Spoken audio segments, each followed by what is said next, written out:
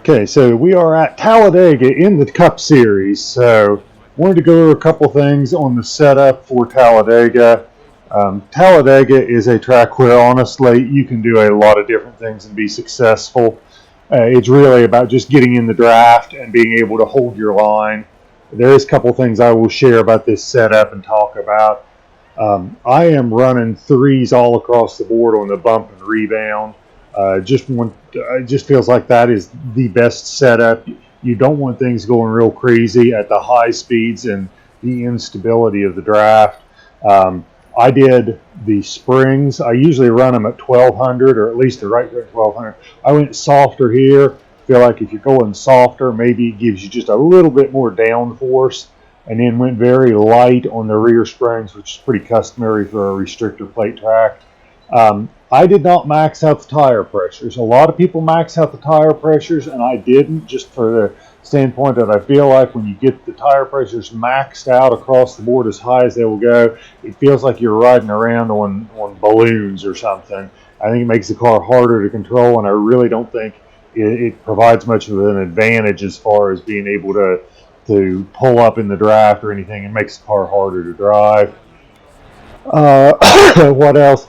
I got the track bar set as low as they will go. Again, just to help keep things, I feel like that makes it more stable, especially on corner exit.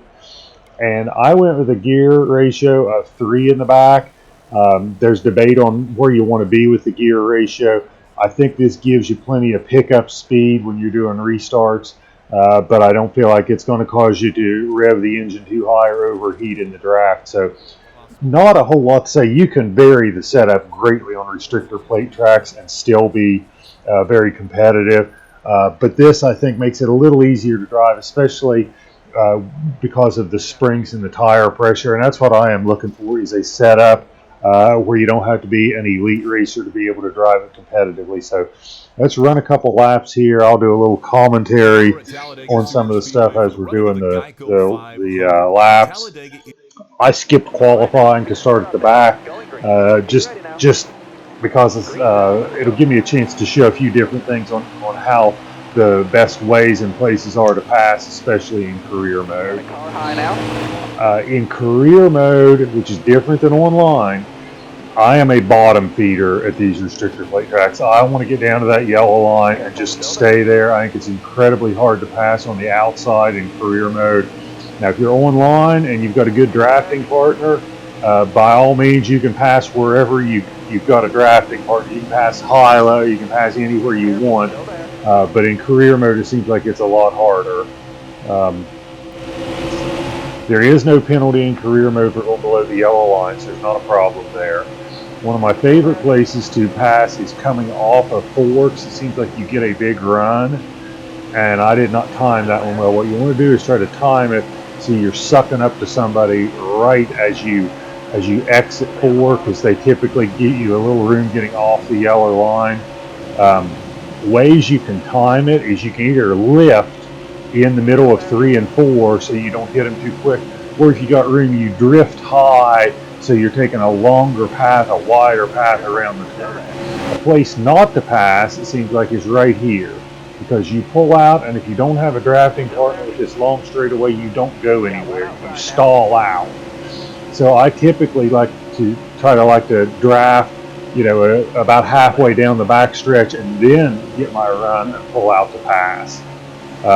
Because, like I said, if you don't have somebody in front of you, you're going to stall out because you don't have anybody to draft from. But if you do that at the back part of the straightaway, you can at least be beside the person when you go into the corner, and if you're going to be on the bottom, that's where everybody's going to drop down to, and then you're going to pick up a drafting partner. So anyway, those are just a couple of things I would say are ways and places to pass or not to pass. Here's a good example. Big run. I'm going to pull out. I don't have a drafting partner, and I'm going to stall out here. I am stuck beside the 3, and I'm going to start losing ground. Now, if I just pull back up in line, I can pick up the draft from, I think that's Stenhouse in front of me.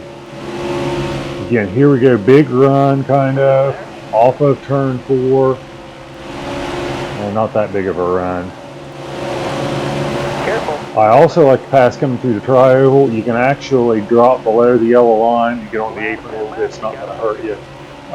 Biggest single point to passing in career mode with the draft is make sure you time it so that you can either pull out and have somebody's draft in front of you to pick up, or at least get to where you are getting beside somebody near the end of the straightaway so that everybody's going to drop down and you'll pick up the draft when they drop down to the bottom of the speedway. So anyway, I hope that is helpful to everybody. I hope you enjoyed the setup.